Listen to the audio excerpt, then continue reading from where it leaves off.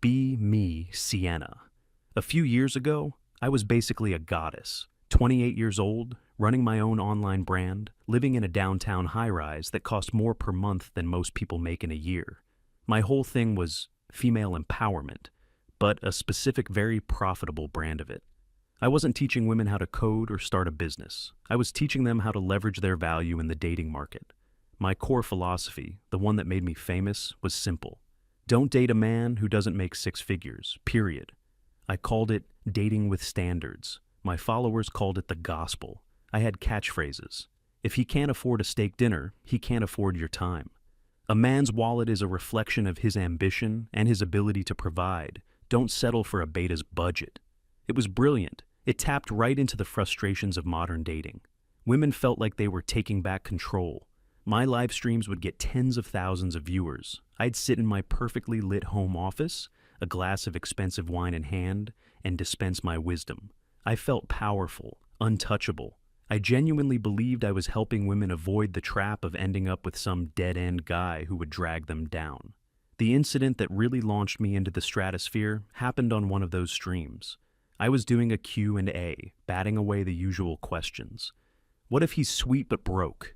Next. My boyfriend is an artist. Should I leave him? Yesterday.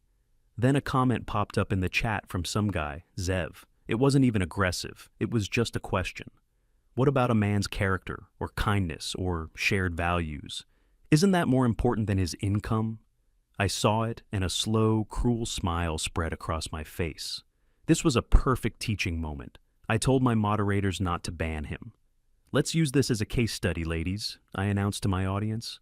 I clicked on his profile. It was public, a gold mine of mediocrity. I shared my screen so everyone could see. His profile picture was him on a hiking trail, grinning, a goofy-looking dog at his feet. He worked in IT for some mid-level company. His photos were a catalog of everything I preached against. Camping trips with friends, a picture of him proudly standing next to a very normal, slightly used sedan, a photo of him and his dad fixing a fence. All right, class, let's break this down, I said, my voice dripping with condescension. Here we have a prime example of what I call a comfort zone man. He offers kindness, I said, making air quotes. Kindness doesn't pay for a mortgage on a nice house, does it? He offers shared values. I see a picture of him changing a tire. I guess the shared value is manual labor. The chat was flying. Women were posting laughing emojis, calling him a brokey, a low-value male. I dissected every part of his life. Look at this, ladies. This is the man who will promise you a lifetime of happiness, but can only deliver a weekend trip to a national park. He's not a bad person, I conceded, as if I were being generous. He's just insignificant. He has no ambition. His ceiling is a senior analyst position and a pension plan. This is the man who will ask you to split the bill on your anniversary. This is the man who thinks a romantic evening is Netflix and a pizza he got a coupon for. I talked about how men like him, who question women's standards, are engaging in a form of toxic masculinity. They try to guilt trip you into lowering your expectations because they can't compete. It was a masterclass in public humiliation. The guy, Zev, never wrote another word. He just disappeared from the chat. But the clip of me exposing the low-value male mindset went viral. My follower count doubled in a week. I got a book deal. Sponsorships from luxury brands came pouring in. I was on top of the world, the undisputed queen of dating advice.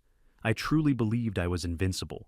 My friends were a mixed bag. A couple of them were my disciples, hanging on my every word. Others were more traditional. My oldest friend, for example, was a nurse. She was dating a high school history teacher. I remember having brunch with her shortly after my viral moment. I was trying to convince her to leave him. You're a beautiful, intelligent woman, I told her. You could have anyone. Why are you settling for a guy who probably makes less than you do? She just smiled this quiet, infuriating smile. She said he made her happy, that he was kind and supportive and made her laugh. Happiness doesn't pay for nice vacations, I shot back. Kindness doesn't get you a better life. I was so sure of myself. I genuinely pitied her. A few months later, she got engaged. I went to her bachelorette party. It was a weekend at a cabin, not a lavish trip to Vegas like I'd suggested. All her friends were normal people, teachers, social workers, office managers. They talked about their fiancés, their plans for the future, buying small houses, planning affordable weddings. I felt like an anthropologist studying a foreign tribe. I spent most of the weekend on my phone, checking my follower count and responding to comments. At her wedding, I wore a dress that cost more than their catering budget. I watched her stand at the altar with her teacher husband, and they both had tears in their eyes. They looked so genuinely in love. I felt a tiny, unfamiliar pang in my chest. I told myself it was just secondhand sentimentality. I posted a picture of myself at the wedding with a caption, "Celebrating love, but always remember to know your worth, ladies." It got thousands of likes. Then my 30th birthday arrived. It hit me harder than I expected. I was successful, rich, and famous in my niche. But I was also completely alone. All my dates were with men who fit my six-figure criteria, but they were mostly for networking or just casual fun. I hadn't been in a real, committed relationship in years. I looked at my life, the perfect apartment, the designer wardrobe, the successful business. It was time for the final piece of the puzzle. It was time to find my own high-value man, a husband. I wasn't worried. I was the expert after all. I knew the rules. I wrote the book, literally. Finding a rich, successful, and handsome man to marry would be my next big project. I created a spreadsheet. I reactivated my profile on the most exclusive dating apps. My bio was simple: CEO of my own brand, looking for an equal partner in ambition and success. The likes started pouring in.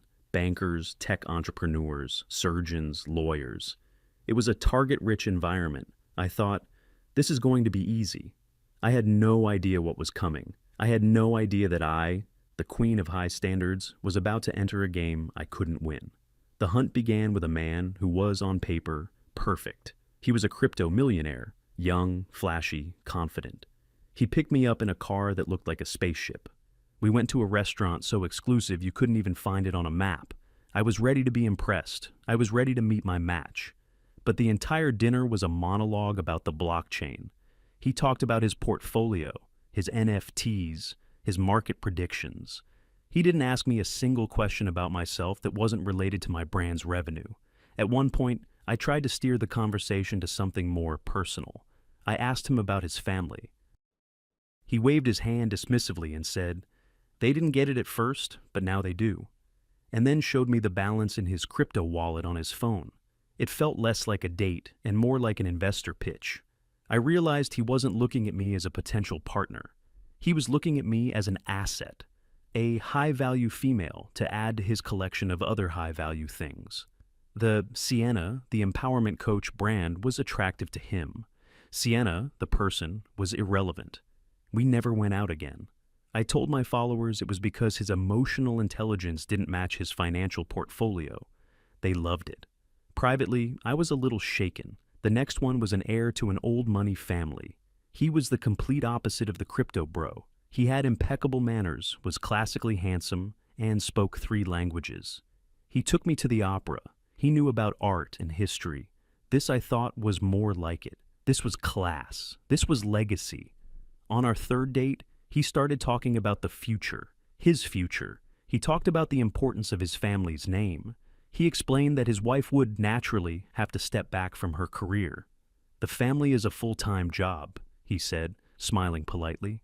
"Managing the households, overseeing the children's education, organizing the social calendar." I just stared at him. "My career is my life," I said. "I built it from nothing." He patted my hand. "And that's very admirable, a wonderful hobby. But your primary role would be as my wife and the mother of my children." The irony was suffocating. My entire brand was built on female independence and power. And here was a high-value man telling me my life's work was just a cute hobby to be discarded once I had a ring on my finger. He wasn't looking for a partner. He was hiring for a position.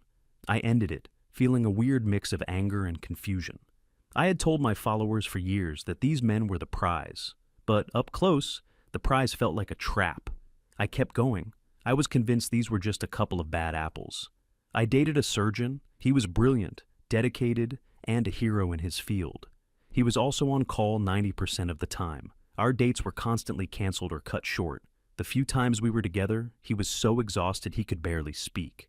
Our relationship existed entirely through text messages. I dated a lawyer who was a partner at a major firm. He was charming, witty, and intelligent. He was also, as I found out through a friend of a friend, very much married. When I confronted him, he didn't even have the grace to look ashamed. He told me he and his wife had an understanding. He said that for men at his level, a mistress was just part of the lifestyle, like a country club membership. He actually seemed surprised that I was upset. "I thought you were a modern woman," he said.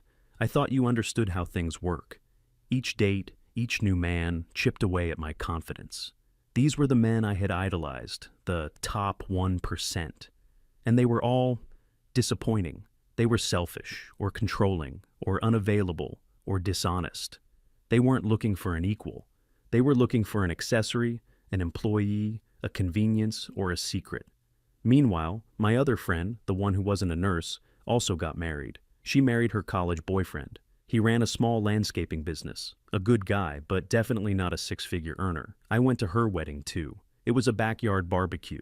Simple, happy, and so full of genuine affection, it made my teeth ache. I was the maid of honor. I gave a speech about finding love that felt hollow and fake even as I said the words. I was now the last single one in my original friend group. I would see their posts on social media. The nurse friend posted an ultrasound photo. The other one posted pictures of the new puppy she and her husband got. They were building lives, small, normal, happy lives. And I was going on an endless parade of disappointing dates with rich men who made me feel more alone than when I was by myself.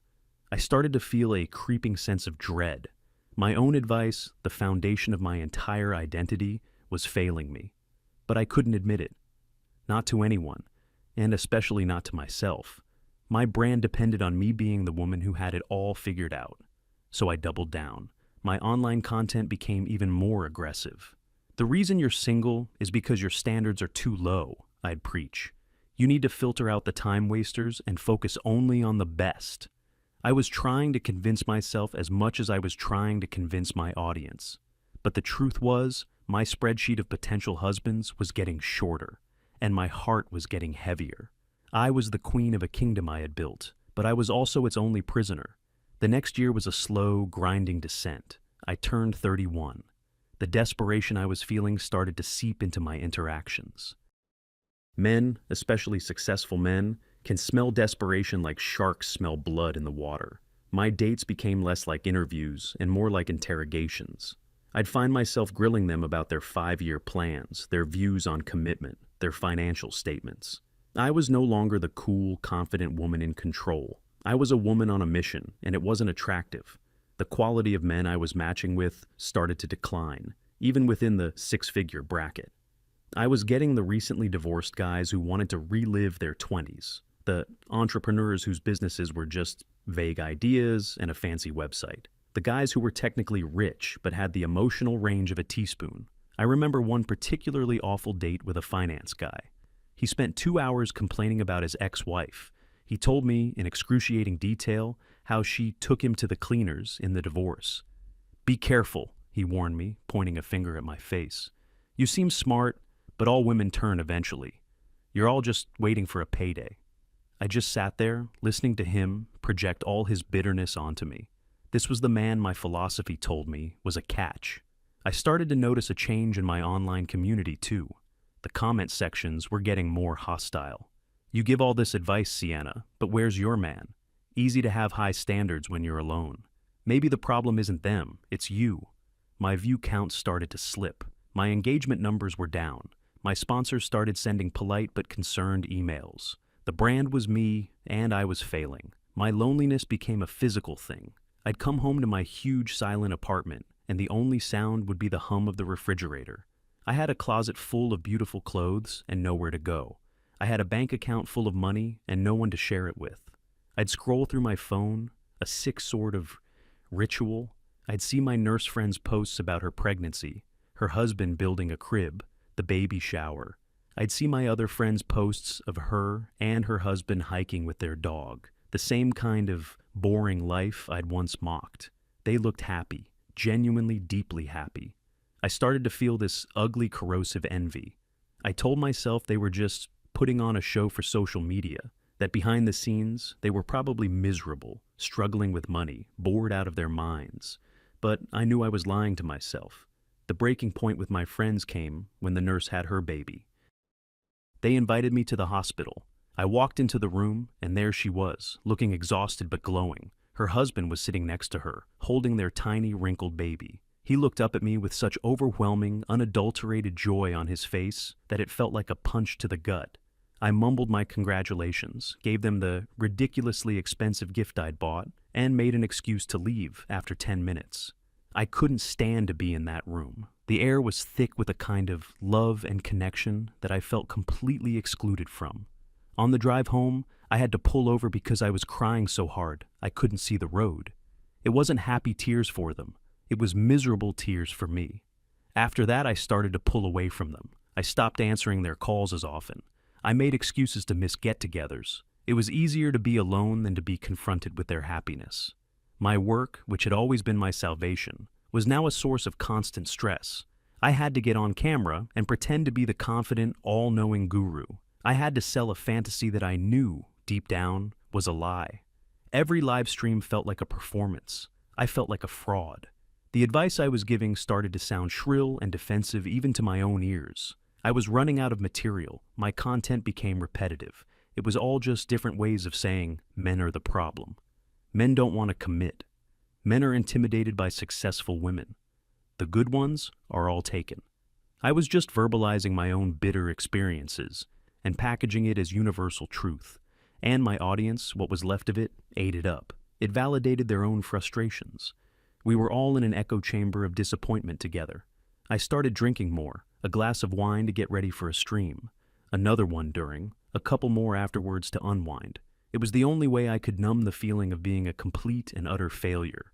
The universe, in its cruel sense of humor, decided to show me what I was missing one more time. I was in a grocery store one evening, picking up a pre-made salad and a bottle of wine. The single woman's special. And I saw him. Zev. The guy I had publicly destroyed on my live stream all those years ago. He was with a woman. She was pretty, but in a normal, girl-next-door way. Not an Instagram model. They were in the baby aisle, looking at diapers.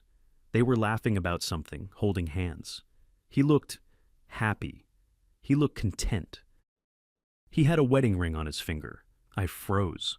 I literally hid behind a display of paper towels. I watched them as they picked out their diapers, talked, and walked towards the checkout. They seemed so comfortable with each other. A team. He never saw me. I was just another shadow in the aisle. Seeing him, living a normal, happy life, should have been a wake-up call. It should have been the moment I realized I was on the wrong path. But I was too deep in my own delusion. My first thought wasn't, I was wrong. It was, he got lucky, she probably settled. My arrogance was like a fortress. Even when faced with evidence that my entire worldview was flawed, I refused to surrender.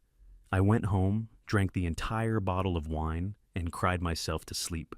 The next few months are a blur of bad dates, dwindling online numbers, and increasing loneliness. I was now 32.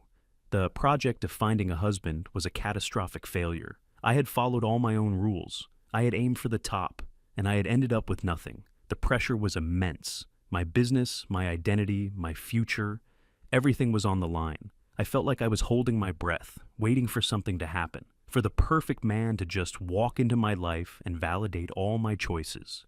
But he never came. Instead, what came was the night of the live stream, the night everything burned to the ground. It wasn't planned. It was a perfect storm of failure, alcohol, and despair. I had just come from another date. This one was with a wealth manager who checked his stock portfolio every 5 minutes and critiqued my business plan. He told me I should pivot to a subscription model for more consistent revenue. I walked out in the middle of his lecture on monetization. I went home, opened a bottle of whiskey, I'd graduated from wine, and just sat there in the dark. I felt a tidal wave of self-pity wash over me. It wasn't fair. I was smart, successful, beautiful. I had done everything right. So why was I so miserable? Why was I still alone? In a moment of drunken, terrible judgment, I decided to go live. I thought maybe connecting with my audience would make me feel better. I set up my camera, my lighting was a mess, my hair was a mess. I didn't care. I hit the go live button. The viewers started trickling in, surprised by the unscheduled stream. I started talking, At first, it was the usual stuff, ranting about the terrible state of modern dating. But then, something inside me snapped. The mask I had been wearing for years finally cracked and fell away. And what was underneath was ugly. "You know what the problem is?" I slurred, looking directly into the camera. "It's all of them, all men. I have done everything. I have built an empire. And for what? The rich ones are emotionally bankrupt narcissists who just want a trophy. They're all either married or they're damaged, or they think being a woman with an opinion is a red flag." The chat was starting to get weird. People were asking if I was okay. I ignored them. I was on a roll. "Where are the good men?" I shouted, my voice cracking. "Everyone says, be a high-value woman and you'll attract a high-value man. It's a lie, a total lie." And then came the tears. Big, ugly, mascara-streaked tears. I wasn't the powerful guru anymore. I was just a drunk, lonely woman crying on the internet. "I'm so lonely," I sobbed. "I just want someone to love me. Is that too much to ask?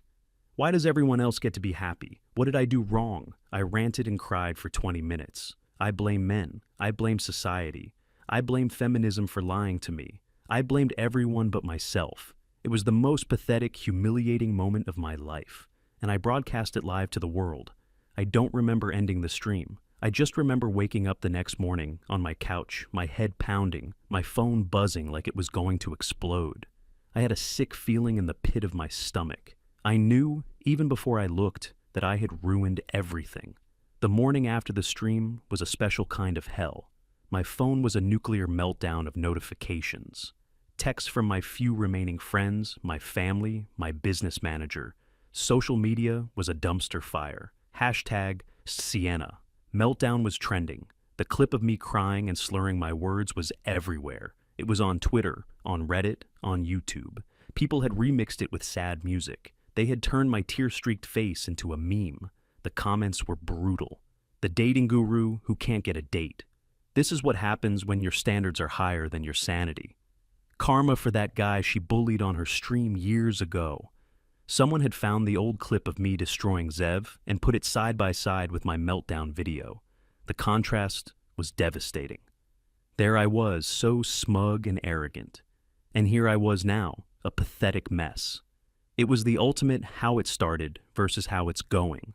The professional fallout was immediate and catastrophic. My book publisher sent a terse email invoking the morals clause in my contract. My deal was canceled. My sponsors dropped me one by one. Their PR teams didn't want to be associated with my public implosion. My business manager called and told me, in no uncertain terms, that our professional relationship was over. "The brand is toxic, Sienna," he said. "There's no coming back from this." I tried to post an apology video. I filmed it a dozen times, but it always sounded hollow and self-serving. In the end, I just deleted all my social media accounts. I wanted to disappear. The financial collapse followed quickly. Without the sponsors and the book deal, my income evaporated overnight. I could no longer afford the rent on my high-rise apartment. I had to sell everything: the designer clothes, the expensive furniture, the high-tech streaming equipment. Each item I sold felt like a piece of my old identity being stripped away. I moved out of my beautiful apartment and into a small, one-bedroom place in a neighborhood I used to make fun of. The silence was the same, but now it felt different. It wasn't the quiet of a palace. It was the quiet of a cell. I had no career, no brand, and very few friends. The ones who had stuck by me, the normal ones, tried to reach out, but I was too ashamed to face them. What could I say? "Hey, remember all that advice I gave you that you ignored? Turns out you were right, and I was a delusional idiot who ruined her own life." So I just ignored their calls and texts until they stopped coming. For the first time since college, I had to find a real job. My resume was basically online personality. It wasn't very useful in the real world. After weeks of searching, the only place that would hire me was a coffee shop. I, Sienna, the former CEO and dating guru, became a barista. The irony was so thick I could taste it in the burnt coffee I served every day. I wore a baseball cap pulled down low, hoping no one would recognize me, but occasionally they did. A young woman would stare at me for a moment too long while I took her order. "Hey, are you that girl from the internet?" I would just shake my head and say, "You must have me confused with someone else." The humiliation was a constant low-grade fever. I was living the exact life I had taught my followers to avoid at all costs. I was average. I was struggling. I was invisible. My days became a monotonous routine. Wake up, go to work, serve coffee to people more successful than I was. Come home, eat a cheap dinner, go to sleep.